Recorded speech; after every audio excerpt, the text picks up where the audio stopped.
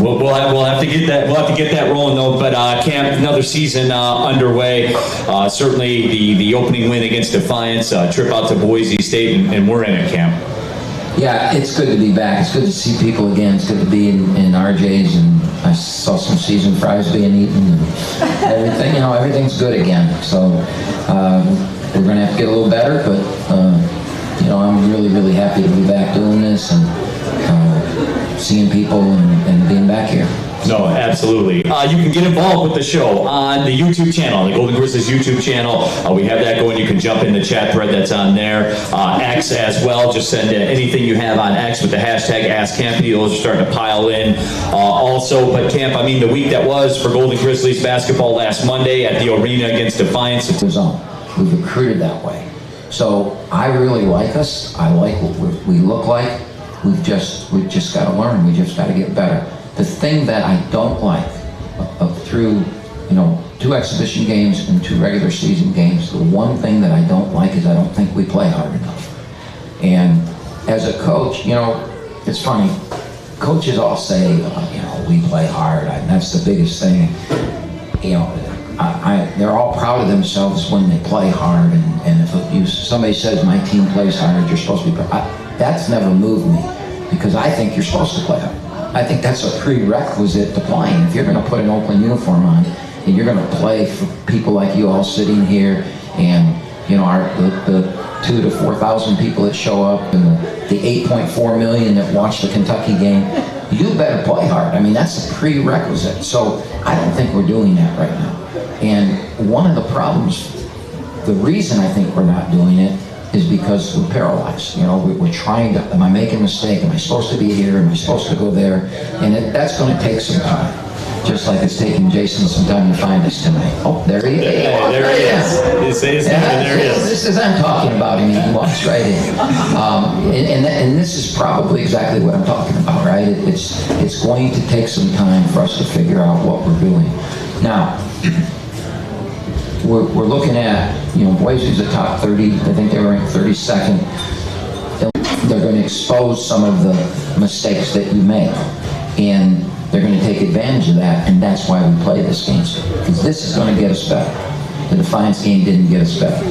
These games are going to get us better. And so, once we get rid of that paralyzed movement, I believe we'll play hard. I've got a veteran team. I've got very talented players. He's going to be one of the best shooters. He's proven it.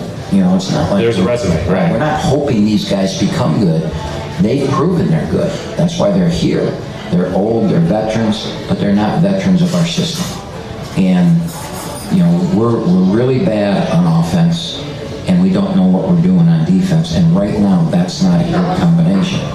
But playing these teams and figuring out and seeing the film of how they expose us is going to make us better. And if we're fortunate enough to play one of these teams in March, we're going to be able to win that game because of these games. It's not going to be the first time we've seen 2 7. Kentucky had 3 7-footers and 3 NBA level 7-footers, and there was no problem, no issue. If we hadn't played Illinois, Michigan State, and Xavier, and the teams we played last year, we would have struggled. So as you go through this and you see the score from the other night, and you might see a similar score this week, maybe not, but maybe. I'm not worried about that. I'm worried about us getting better defensively. I'm worried about our guys starting to get confidence. And one of the things last year's team had was a strong belief in themselves. And right now we don't have that. I believe we'll get it, but right now we don't have it. And that's on our coaching staff and on me to make sure that we get it. And of course, as we talked about, Jayson Woodrich will join us coming up in just a little bit here on Medicine, the official team physicians for Oakland University and you. For more info, visit henryford.com/athlete. Was that better? That. So, but you think about the athletic directors, the associate athletic directors, Tom Ford is in my thoughts all the time, the trainers, the strength coaches, and Oakland's in those areas is proving grounds for these people, So many of them, just like my assistant coaches, it's a proving ground. So many of them have gone on. Mike Malone's the head coach of the Denver Nuggets. Travis Bader's on the bench for for the Nets. Max Cooper's coaching the Dallas team. That's just in the basketball. Jordan Sabrin is the strength coach with the Pistons. Ryan Hoover is the assistant general manager of the Milwaukee Bucks. Brandon Weems is the assistant general. I mean, I can just go over and over all these people. And it's a celebration for what they did for us. And then you look back at and again, I think the people sitting in this room know and believe it. I'm not sure all the people that buy tickets and come understand how fortunate they've been to see the players that have come through here in the last 25, 30, 41 years. Nobody remembers the Bittingers and the Eric Taylors and that, but back in those days, those were unbelievable. Somebody does. Yeah. Those were unbelievable Division II players. You know, those guys could have played for us now. I mean, if we had Scott Bittinger right now, we wouldn't be 5 for 56 from the three. You know, I mean, so just we've had 18 consecutive years of a first-team All-League player. Nobody does that. And our fans have got to watch that. 5 NBA players, 50 European pros. And it's fun, like a fun, entertaining style of basketball, too. All of that. Yeah, I hope so. But my point is that that's what this celebration was. That was what the 700 is. It gave us a purpose and a reason to celebrate.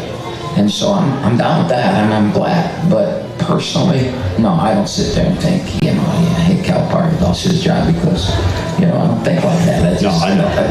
It doesn't. And I'm going to tell you something. I've been all over the country this off season because after 40 years, I became an overnight coaching sensation. 41-year overnight sensation. 41-year overnight sensation, and I had to speak everywhere. You name the state, I went there to speak at their coaches clinic, and everybody wants to know about the zone. And everybody watched it the other night that I'm teaching it to, and they're all going, "Why do I want to know about this thing?" Did you get any of those text messages? Not yet, but I'm sure they're coming. But the one thing that everybody wanted to talk about was, you're the guy that sent Calipari, somewhere else, and that's not really true, and it's not something you want to be known for. As many know, I'm a member at Oakland Hills, and Oakland Hills this summer held the U.S. Junior Amateur. Charlie Woods was there, Tiger was, it was all, and I volunteered to help at the tournament, and I'm in a USGA outfit. Okay, nothing to do with the Grizz on it, nothing to do. I had a hat on that said US Junior and USGA, and I was running some station as a worker. And the Arkansas assistant coach, who didn't even live in this country, they brought him over from a European country, comes walking in, and I'm sitting at a table working real hard, I'm playing cards. And it's pretty on brand. Yeah, I was really doing my job. You're the man for the job. That's right. They had their food, they signed in, they got all their stuff. You got that, you can figure that out yourself. I'm gonna play cards with my buddy here. And she's staring at me, and my friend looks at me and goes, this guy's staring at you. I go, maybe he thinks I'm Charlie Woods, I don't know. And he finally comes over and goes, hey, you're the guy that got us our new coach, aren't you? And I don't want to be known for that, I want Oakland to be known. So it is what it is. I'm just rolling with the punches. But no, I don't go home and wait and say, The other thing that I'm really appreciative of is those guys are my friends. Those Rick Barnes and Sampson and Jim Larinaga, they were in the 700 Club, so they had that little video of those people. They're my friends. I can call them and I can talk to them, and when things go bad. And, Rick Barnes is one of the greatest coaches ever, right? He's at Tennessee.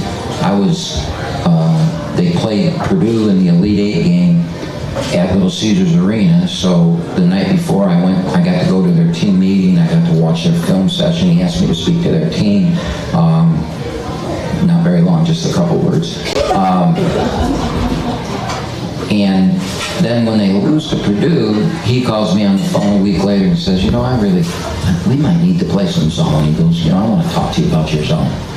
And, just those types of conversations that I can have. And he never's going to play it, but whenever you lose, you always are like, oh, what can I do better? What could I have done? And this guy's doing this, so I'm going to look at that. And then Rick realized he's not his own coach. He's going to play his man. He's got the best players in the country. Why would you do that, right? Right. But just the fact that he would call and we would talk, those are the things that I'm appreciative of. And so the laying in bed thing, that doesn't happen. The Boise game, Cam, just kind of, and look, we did the Grizz Vision after. We played Boise? This year we played Boise? We were there, yeah. I don't remember. We spent all that time in the plane. Yeah. So, no, it was a long flight, long day of travel. That is true. I do remember the travel. I don't remember much about the game. All right, then, moving on. You don't lose. You either get better or you forget about it, right? Is that the two choices? For the coaching staff, players need to remember it, and they need to look at that tape and get better. So that's what we're doing. All right, let's do this thing, Camp. We're going to take the break, and when we come back, I'll be joined by Jayson Woodrich. Get your questions in on Twitter. Also, too, if you're watching on YouTube, you can jump into that YouTube chat thread on the Golden Grizzlies YouTube page. Get it in there as well. This is the Oakland Basketball Show, live from RJ's Pub in Rochester Hills.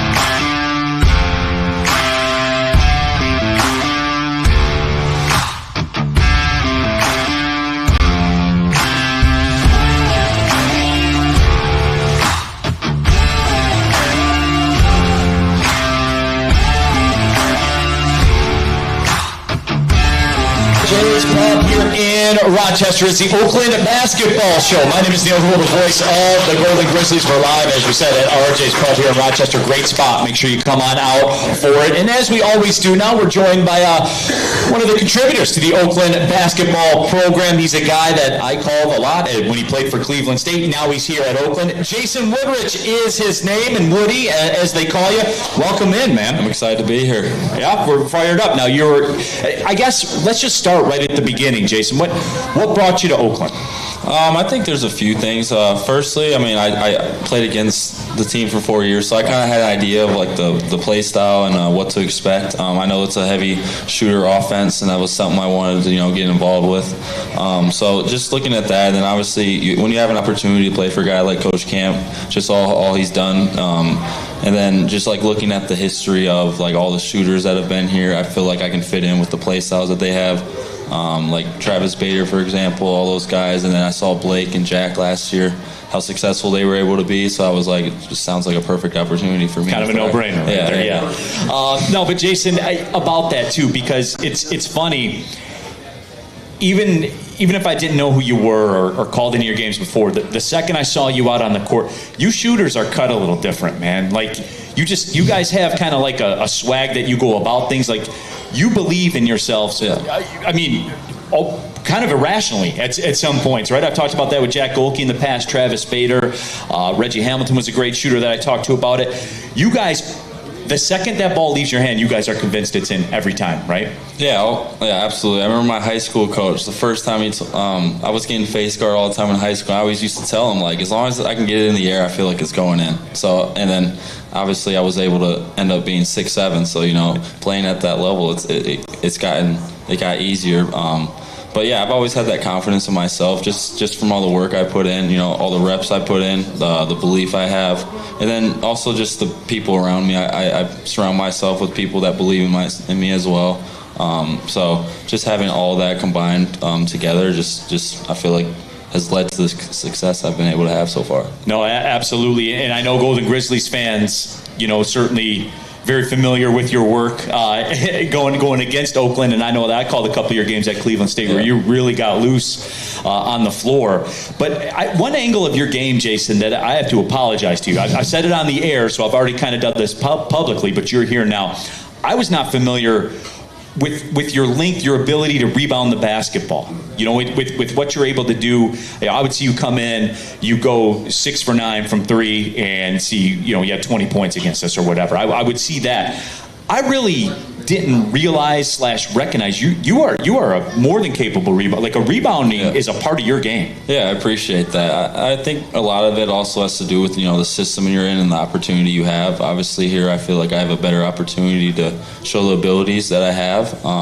And then also when you've had 4 years of, you know, not being able to feel like you can show those abilities when you have the chance, you know, it motivates you extra hard to do it. And, you know, just knowing that I have 1 year here, you know, I just want to give it everything I have, and that's important. Rebounding is a big part of the game, and, you know, I've always taken pride in that, and defense as well. Even though I've always been labeled as a shooter first, that's always something that's important to me. And then, you know, winning's the most important thing for me as well. Always, I've always been a winner. Every team I've been on, I've just tried to do what's best for the team and whatever I can do to help.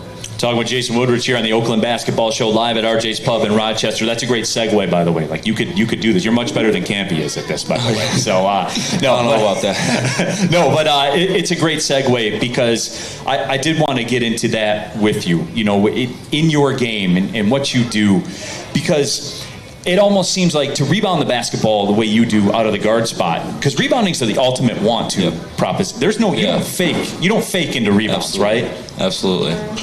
It's big, especially, you know, in the zone as well too, where, you know, you're never in the same position. It's definitely different than playing a man rebounding, but, you know, also you got to give credit. You know, I was in a system where, you know, it's heavy on physicality over at Cleveland, so, you know, we worked on rebounding a lot, and, you know, I was able to, you know, really get that ability to a higher level there. So, talking about being a shooter, I have to ask you this too. Have you ever been yelled at before you got to Oakland for not shooting enough? No, I've been yelled at for shooting too much. So you know, it's like opposite. So so I remember, like, it's a big adapt for me. You know, I've never had that happen. So, but it's like the best thing in the world. I'm just so happy I have it. Yeah. But you feel that freedom though too. Oh, right? Absolutely. You're letting that thing fly. Yeah, and it just shows, like, the confidence that the coaches have in me, and then even the players as well. You know, they come up to me and tell me, you know, keep shooting. You know, where situations I've been in, you know, I can miss a few, and then they're like, all right, tone it down. Now I just feel I can keep going, and, you know, that's a free feeling. It just makes you feel better. You play with more swag, and, you know, it just helps you out. All right, Jayson. Camp talked about, you know, all the new collection of players that we have, and obviously we're in a different time in the game of college basketball. We're going to see more of this, you know, where you're kind of piecing together your team and everything like that. What's that process like for you? You know, when you come in here and you have all these new guys that are kind of trying to fit together, find out what exactly works. I mean, I would imagine this is something where to be your best self, and I'm talking about Oakland basketball, to be your best Oakland basketball you can be, I get the feeling that's not something you're going to see in week 1, week 2, week 3 of a basketball season. Yeah, and, you know, we have 11 new guys, you know, especially at this level. You know, it's hard when you have 11 new guys, but and we're all learning the zone as well. It's a tricky zone to master, and it takes time. You know, it takes reps playing with each other, being able to communicate with each other. We have to build that connection. And another thing I'll say is one thing about this program is you can only get better here, because, you know, you're learning new things every day, especially in the zone. You know, you can only take steps up. where usually you go into a defensive system where, it's set and, it usually ends up going downhill throughout the season. This is one of the programs where, you feel like it's always going to be, getting better and improving just from reps to playing with each other. And, I was able to see a lot of it last year. So I had an idea, but I didn't know to this extent, like how complicated it was. But, it's step. And I feel like we're moving in the right direction in these big games, especially playing tough opponents like what we have coming up. It's just gonna help us get better. What about that, Jayson? Because a lot of talk about the zone and everything, and it's tricky and it's complicated, and camp system as a whole. Can you give me an example that us regular folk could understand? Like, is there an example of what makes it difficult? Well, I'll say this: I've never had my back turned to the basket outside of the three-point line playing defense. That's a big adjustment. Playing a man defense for 4 years, such an adjustment. And then usually you're jumping to the ball that's been stuck in my, drilled on me for the last years of my life. Are you fighting that constantly? Well, yeah. When I first got here, I was fighting it. Now it's starting, come to form. And then when you have coaches like what we have, you just want to listen so bad. But sometimes, you have those it's just stuck in your brain just to make certain movements. I'm just trying to build past that, and I feel like recently I've been starting to go in the right direction. No, absolutely. Talking about Jayson Woodrich here. So, big Cleveland fan. We're going to get our first bump in the road, everybody. Big Cleveland fan, obviously. Coming from where he came from. There's Brown slander coming already. You knew that right away. No, but I mean, you just have to be, as a Browns fan, you just have to be in awe of what the Lions are doing right now, aren't you? Yeah, and I always root for teams like that. They've experienced the tough years just like we have. So I always support small market teams. I think it's always fun to root for the underdogs. And I love Dan Campbell as well. I love him. I wish he was our coach, to be honest. I just love the personality he gives. Yeah, I love his personality. He's perfect. See, so one thing about him, I'll say how I see it. So, You'll do just fine in this business, man. I love it. No, I absolutely love it. Your Guardians did get the better of us in the playoffs. You guys were able to eke that one out, able to squeeze that one out. But when are they gonna break through? Hopefully next year. That's over. That's what everybody's saying. Me and Coop, we watch all the games together. Yeah. Highly competitive. We're all highly competitive guys. But I really feel like we got all our guys back next year. I know Detroit does too, but we've only started. But we've been here. I know. Yeah. I know. I definitely know about that. Who's the? It's a new ensemble of players, so I'm learning too. As we travel and go everywhere. Who's the jokesters? Who's the guys that are goofing around the most? Man, probably one guy I'd probably say is DQ. He's funny. DQ is funny. I'm not gonna lie, and it's not even on the court, off the court. He's just a funny guy, but he still has that character to him where he's still loving. He shows that side, but he keeps it in a funny way, and you can tell like he's one of the greatest teammates I've ever had. And that's important coming to a new school, having guys like that can lead, especially veteran guys who have seen so much basketball and just have also been around so many people. I'm big on building strong relationships with guys, who I feel like have the right, way about themselves, and I feel like he goes about things in a great way, and that's probably why he's had so much success in the basketball world as well. Jayson, I'm glad we got this opportunity to sit down and rap, man. It's a lot of fun, no doubt. Appreciate you coming through and looking forward to it. I know things will get cooking here, and we'll be dropping a lot of courses this season. Yeah, absolutely. Man. All right. Jayson Woodrich, everybody, here on the Oakland Basketball Show. We'll be back with more live from RJ's Pub in Rochester.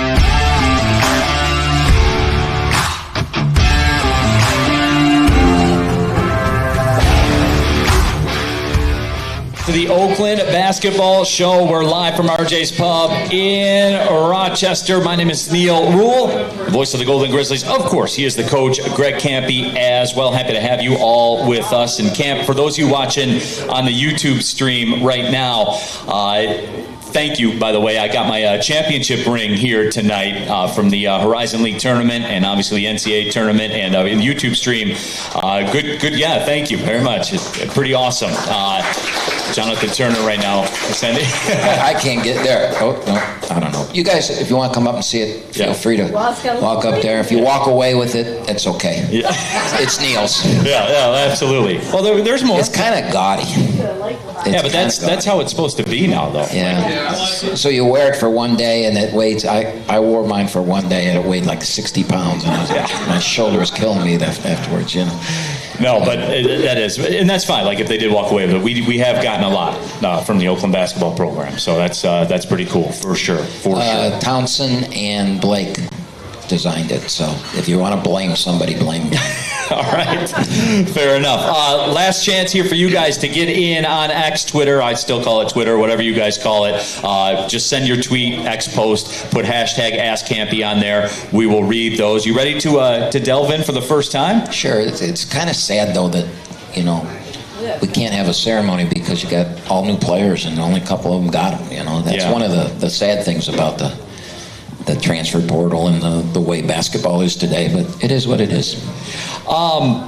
There was a discussion on Twitter about like an all-time walk-on team for you. Oakland U fan on Twitter, Kampe, all that.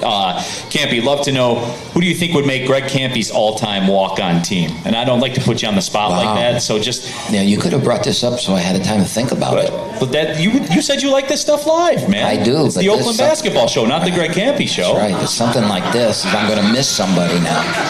And just give me just a couple, Cam. Well, ones that stuck out. You got to remember, I'm not going to be able to find my car for a couple seconds after this. So the short-term memory's good, but well, you got to start with Townsend. People forget that. Man. Yeah, it's a walk-on. And the reality of it is he was, but he wasn't. In other words, when I recruited Trey, I told him that you would. I guaranteed that he would get a scholarship. I said, you're going to come here for 5 years. And this is before COVID. This is before the transfer portal. In the first 2 years, you're going to have to pay for yourself. In the last 3 years, I'll pay for you. Okay? And by Christmas of his first year, I was paying for him. Because I'm not stupid. Okay? Right. There's some people who think I am, but so I would say Trey Townsend. Lampman's got to be in there. I've told the Lampman story the first practice. Lampman came in. I never heard of him. And Travis Bader called me on the phone and said, hey, I found the next me. Well, if he's the next, right, if he's the next you, I want him. All right. And so Blake and his family came up, and I talked to him, and I said, you can come for the summer. You don't, because of Travis Bader's recommendation, you're on the team. You don't have to go through a tryout. You're on the team for 1 year, and we'll figure out after the first year. We'll redshirt you the first year, and after the first year, we'll figure out, can you ever play here? What are your chances? Or if not, I'll find you a scholarship somewhere, because he was turning down Division II scholarships. And so he said yes, and he shows up for practice in the summer, and I couldn't remember his name. I swear to God, I could not. And I think I said, whoever my assistant, it might have been, I don't think it was Smithy, might have been. Who's that kid again? What's his name? And then I yelled at him or something like that. And I told him, we're going to Italy. No, we're going to Greece. That was 5 years or whatever years ago. We're going to Greece this summer, but I can't take you. We've already got our plane reservations and everything, and I just can't take you, but you can still practice with us. So after about a week of practice, I called him in to my office and I said, would you like to go to Greece with us? I'm noticing a theme with these stories. Yes. So you never know. We had a player years ago named Dan Booza. Dan was in that video that they showed. He scored. I can't remember what his joke was in that video, but in one of the 200 wins or 100 wins. He had a big game for us. So he would go in there. I'm sure there's 5 or 6 more that, I mean, we've been very fortunate that kids have wanted to come to play at Oakland that have been really good players and turned out they're really good. And if you're a hard worker, if you're talented and you maybe didn't get seen the way you thought you should have been seen, or you know, and you come here, we're going to give you an opportunity because we're going to play the best players. I have no ego when it comes to that. If I didn't recruit you and I didn't think you were any good and you are good, I'd be the first to admit it. You know, would you like to go to Greece with us? Is a perfect example of that. So I would say those 3 stick out: Booza, Trey, and Blake, just because they've been the latest 3. Oh, Travis Bader. Travis Bader, yeah. I think he was pretty good. He was all right. Yeah, but he was very similar to Townsend in we recruited him, but I just said I didn't have any scholarships left. If you will come here your first year and pay for your first year, we'll scholarship you in your second year. So kind of a walk-on, kind of not. And by the time we started our season, we had lost a player and we had a scholarship, so he ended up being on scholarship. Although I redshirted him his freshman year and paid for it, and then the freshman year that he played, he paid his own way because I wasn't very smart there. I didn't see it during his redshirt year. Does everybody know the story of how he got to play? Great story. So he's another one, I couldn't remember his name, and he looked like he was 12 years old. And so I called him McLovin. Remember that movie from years ago? Yes. So I couldn't remember his name, so I just called him in practice McLovin because that's what he looked like, you know. And so he did okay his redshirt year. He definitely proved he could play and was going to get a scholarship. But I told him, you know, I'm going to pay 4 of your 5 years. I paid last year, so you know, this gives us an extra player. You know, he gives us 14 instead of 13. So, and he said, sure, he'll pay his own way this real year that he played. And he had no chance of playing. And we're playing West Virginia to open the season, and West Virginia is coming off the Final Four appearance. Huggins took them to the Final Four. They're opening the season. They're ranked, and we're opening at West Virginia. And at the shoot-around, the day of the game, I think it was Reggie Hamilton and Liedrich Eccles were the starting 2 and the backup 2. And from this, I learned never to put roommates that play the same position together. This story changed how we room on the road because we're leaving at 11:45 for shoot-around. Okay. Now, what I've learned is that you can't say 11:45 to today's kids because they have no idea what time that is because they've never seen a clock. All they know is digital, right? Right. And like I'll be talking to the team and I'll say, okay, we're going at 9:45 tomorrow, and my staff's going, no, you can't say that. All right, so I'm learning. But bus was going to leave at 11:45, and we did have cell phones then. And I look at my phone, and it's 11:45. And we're all on the bus, and Reggie and Liedrich aren't there. And Reggie and Liedrich come out of the hotel room, or out of the door from the hotel to the bus, and as they step onto the bus, my phone says 11:46. So what am I going to do? Right? They're 1 minute late. But it's the first game of the season. So if I allow that, by the 10th game of the season, everybody's going to be 5 minutes late, right? So I told Reggie, you're the starter. I said, you're not starting. You're not going to play in the first half.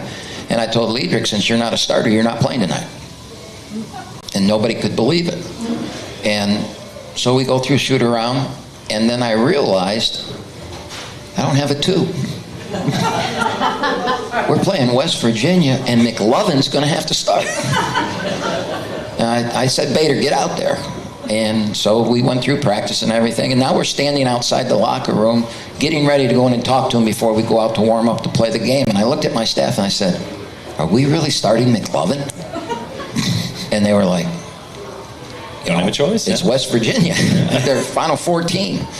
And I said, well, maybe we could come up with a different way to punish him. And I thought about that, and then I said, hell no. You know, Reggie's not playing. McLovin's going to have to play. He scored 10 of our first 14 points. Made 3 threes for the first media timeout. Yeah. If Reggie Hamilton and Liedrich Eccles had not been a minute late, that was such a good story the lights went. If they hadn't been a minute late, Travis Bader would not have graduated as the all-time leading three-point shooter in the history of college basketball, because he probably wouldn't have played much as a freshman, and he made 92 threes his freshman year. Yep. And it just shows you never know. And you have to have rules, and you got to stick by them. No, I share that story with my kids' teams that I coach. That's the line. People don't understand that. Like, that's the line. That gives you that one shot that makes you the best ever. So didn't some rapper make a song about that? One shot, one opportunity. Yeah. No, he did. I heard he was doing pretty well. Pittsburgh Marty on. And with the Ask Kampe as well. Looking forward to seeing you all in Youngstown in a few weeks as we begin the regular season, a challenging non-conference schedule. Please give us one pleasant surprise that has emerged so far and one area that needs attention and growth. Well, I think we've already gone over where we got to get better. You know, obviously the defense has to get better, and the shoot. I mean, we're 5 for 56 against Division I opponents from the three. Rookie, my dog, could make 5 out of 56. So, you know, that's got to improve. That's really got to improve. Our defense will improve. I'm not concerned yet about the defense. I am concerned about how hard we play. And again, I think I know and understand why. And I have to do a better job of coaching it. The pleasant surprise might be Woody's rebounding. You know, I wanted him to rebound, and we thought he could, but I mean, he's averaging 10 rebounds a game through 2 games. And I think when you can rebound like that from the guard spot, that's really, really going to, that's why I believe that we're going to be a great defensive team. I've said from day one that I think this could be the best defensive team I've ever coached. Right now, we're nowhere near that, but I still believe we can be. And, you know, you can play the great defense, all the great defense you want, but if they get to rebound and lay it in, you know, it's not good defense. So the ability to rebound by this team, and even the statistics have shown out, as poorly as we're playing, the analytics have shown out that we are an elite offensive rebounding team. You know, Michigan and Boise are, you know, Power 5 great teams, and we're rebounding at 38% of our misses, which we've never coached a team that's rebounded at that high. Now, can we continue that? The other thing you got to understand about statistics and the analytics, there's a lot of rebounds to get right now. Especially offensive ones. Especially the offensive rebounds. There's a lot of them to get because we're missing a lot of shots. That's why we got to do it by the percentage. We're getting 38% of the misses. Not, you know, Joe Fan will look at a stat sheet and say, they out-rebounded us 40-30. You know, we did a bad job rebounding. No, you don't even look at those numbers. You look at how many misses there were, and then what are the percentage of the misses that you got. Because you might play a team that, you know, they shoot 58%, so they don't have many misses, so you're not going to have a high number of rebounds. And then the other thing is, you know, we against Michigan in the exhibition game, we had 2 assists, and against Boise State, we had 3 assists. That's not Greg Kampe's teams, right? But when you're 5 for 56, you're not going to have many assists. It's got to go in to count as an assist. We might have made a great pass. Like I said, we had you know, multiple wide open looks that we've got the ball to the guy at the right spot, and you know, if the ball goes in, then we have 15 assists. So I'm not worried about that yet. All right, Cam. As the kids would say, we need you to cook right here through these next couple questions because we're running up against the break, but we still got a lot to get to. So let's fire through these, and then we'll get to the break and look ahead to next week. Griffin Beers, this is a good one. Last 3 times we played Illinois, we've made the NCAA tournament. Will they be on the schedule next year if we make it this year? Yes. I didn't know that. I didn't know that either. No, I didn't. It's a great pull. Yep. I doubt. I had to beg and plead to get them on the schedule this year. So I went and did. Brad Underwood, the coach there, did a cancer event with Bill Raftery himself and myself, and I went and did it for him. And I think he owed me one, and that's why he did it. All right. Giovanni Mosheri, we know guys like DQ, Woody, Christie can shoot the 3 as well, but what will it take for those 3s to start falling? You kind of touched on that. Yeah, it's get time. Just give us time. Austin, who's here in the house right now, can you give us a rundown of some of the injuries? I know McCabe was playing against Boise, but was out against Defiance. Is there a status update on Isaiah, who's in the building as well? Shout out to him. Anyone else who might be out right now? Well, we've just really been hit by the injury bug. You know, we lost Chang towards ACL last week in practice, and that, you know, I was hoping that as he learned the zone and got physically stronger by Christmas time, he could really, really help us because he's a great shooter. He scored, you know, one of the best shooters in the country last year in junior college. But he's just getting to learn the Division I game and learn the zone and all the things like everybody else. But he tore his ACL in practice, so we lost him. We've had a couple other players that have missed multiple practices due to Nixon, like everybody else. But, you know, losing Isaiah, I mean, if there was one guy on our team that we talked about in the summer, we can't afford to lose right now, it's Isaiah, just because 6'7", 230 pounds at the point of that zone, understands it, can help coach it, can finish, can score, can make some shots. He'd worked really hard on his three-point shot this summer, and he shot it really well during the summer. Just the improvement that you see in Oakland players over time, we had seen in Isaiah's body looked tremendous. Yeah. I mean, I was just so excited about it, and he has a non-contact, you know, broken foot. But he sees the boot comes off on the 26th, and he'll get x-rayed and they'll see if it healed properly. And if it did, we could see him in 2 weeks. And if it didn't, we might not see him, you know, until January. So we just got our fingers crossed that it healed properly. And he's here tonight without his little stroller that he's supposed to be on, and so maybe it won't heal properly if I he's believe not gonna... scooter is the term. Okay. Stroller. And maybe it won't heal properly if he's not going to do what he's supposed to do. But he says it doesn't hurt. Well, maybe that will make it hurt, Isaiah, you know. So let's do what the trainer... We got a great trainer. Let's listen to her and do what we got to do. Because we need you, Isaiah. We need you. Nick Lucido, who's also here in the house. Coach, you able to talk about the mentality or overall mindset of the team with the upcoming games on the schedule? Because they're tough. Yeah, I think right now we're a little shell-shocked. I think we thought we were better than we are. I don't think we were ready for the moment. And, you know, so I think that's what you're seeing. But from my standpoint, that's good. That's good. I mean, the coaching ability is much better when things aren't going well. And, you know, the worst thing that can happen is heavy success early. I never want to coach a team that's just unbelievable in November. I want, you know. And the other thing I think fans have to realize is, you know, I'm not making an excuse that we have 11 players. I'm just telling you what it is.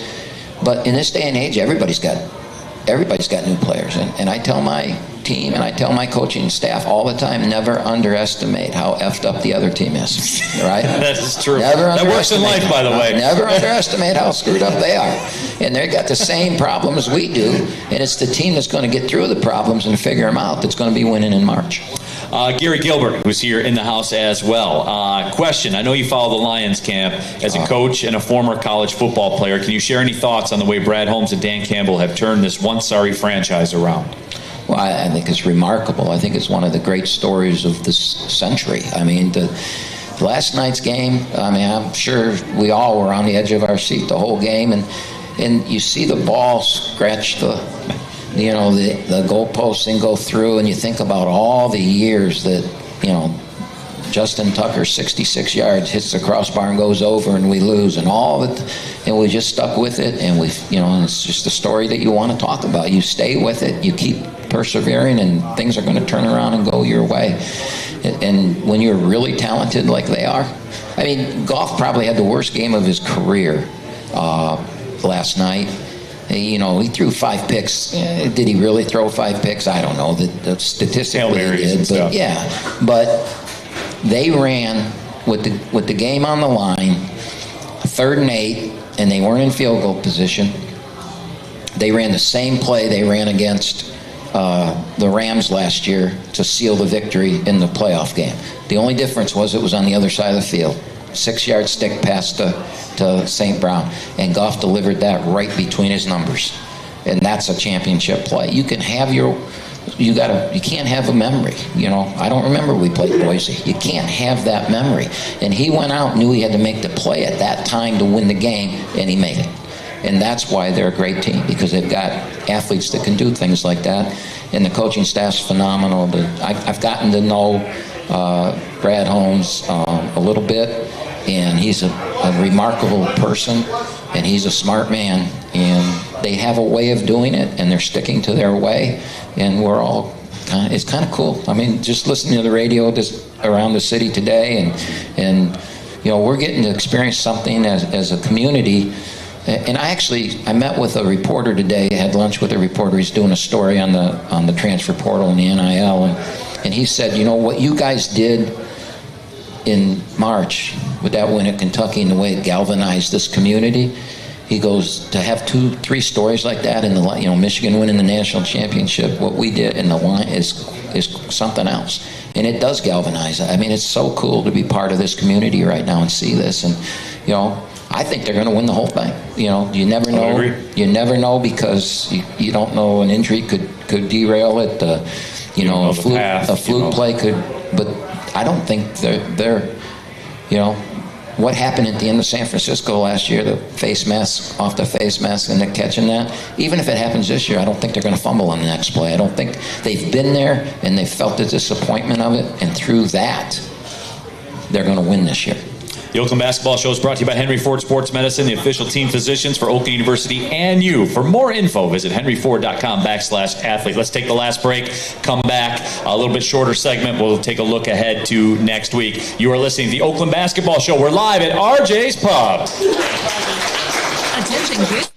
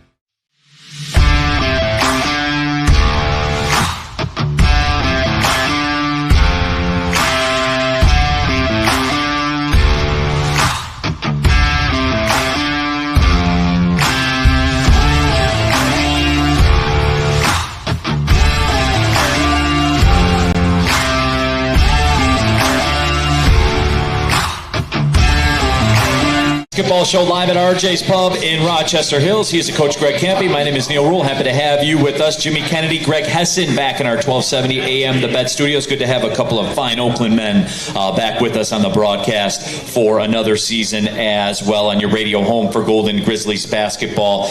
Make sure you download that Odyssey app and you can listen to all the games all season long. All right, Camp, this week, the toughest stretch of 3 games that I think anybody in the nation is going to face this year. It continues. Illinois, who is revamped as well, they have big-time players. I'm talking top 15, top 30 recruits in the nation, and then Kansas is Kansas. Well, Kansas has Michigan State, I think, tomorrow night. Yep, it's a classic look-ahead spot. Yeah. I'm sure that Kansas is looking ahead to us. Yep, no doubt. So Michigan State, you're going to open a window for Michigan State here. Yeah, I'm probably helping them out, right?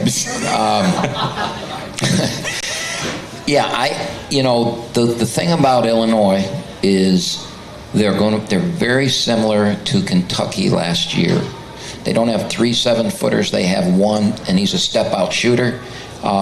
They've got long, big athletes that can really shoot the 3, and it's going to be a great test for our zone because that zone's made for this. This is what that zone is made for. You know, people can shoot the 3 and they want to put it and drive it. When we get in trouble a little bit is like when you're playing somebody that's got the unbelievable, like Saturday, they're going to have shooters and they got Hunter Dickinson in there, and then we're going to have to make some choices and some decisions. But they're number 1 in the country because they got shooters and they've got Hunter Dickinson, right? I mean, it's not like we're going to see much of that. So it's quite a test for us this week. It's really, really going to help us in getting better and understanding what you have to do to be at the level that we want to be at, that we can get another one of these this year, that we can play in an NCAA tournament again. This is a huge week for us in not, the results or anything like that. I think that this is where really the journey is more important than, early results, what I was saying earlier. Now, do I want to play? Do I want to beat them? Sure, I want to beat them. And we're going to do everything we can to beat both of them. But what this is going to help us do is get to a position where on a neutral floor in March you can beat somebody like this. And that's what this is all about. The other thing I told our team is, they as an athlete have quite an unbelievable experience this week. Illinois is probably one of the best 5 environments that you will ever get to play in as an athlete. The place will be sold out. Now Boise was sold out the other night, and it was a good environment, but it ain't Illinois. No, I mean, it isn't the nutcase people that are. It's an unbelievable environment, and our team last year shut that environment up for quite a while, and they're going to learn on Wednesday night that if I make a mistake and take a bad shot and it leads to a run out and we don't transist and they dunk, that the noise in that place will, the next 3 minutes, we'll be paralyzed. We won't be able to guard, or they'll learn when that happens, come down and run a real good possession of offense, get a good shot, and have the whatever words you want to use to knock that shot down. And that's how you learn. You put yourself in that position, because there's no other feeling like that. You cannot set that experience up for anybody. You have to be in that environment, in that moment, to know what that's going to feel like in your body and your heart. So they're going to get that opportunity. And then on Saturday, they're going to go to the single greatest place to play a college basketball game. There is no, and I've been everywhere, there is no other place like Fog Allen Fieldhouse. And when Jay Billis did my fundraiser a couple years ago, we were in the cigar bar at the DAC, and some guy that's sitting there goes, "What's the greatest place?" And he said Fog Allen Fieldhouse. So this isn't just me. This is the real belief in college basketball. Fog Allen Fieldhouse is it's an experience that they're going to get to talk about the rest of their life. They're going to say, I played there. So no doubt about it. I'm excited about it the week. And we will have it all for you. That will do it for the season opener of the Oakland Basketball Show, live from RJ's Pub. It's great to see everybody. Thank you, everybody, for coming out, for Coach Kampe and Jimmy Kennedy and Greg Hessen back in our studio. I'm Neil Roll. Thanks for listening, everybody. Have a great night. Well, see you later.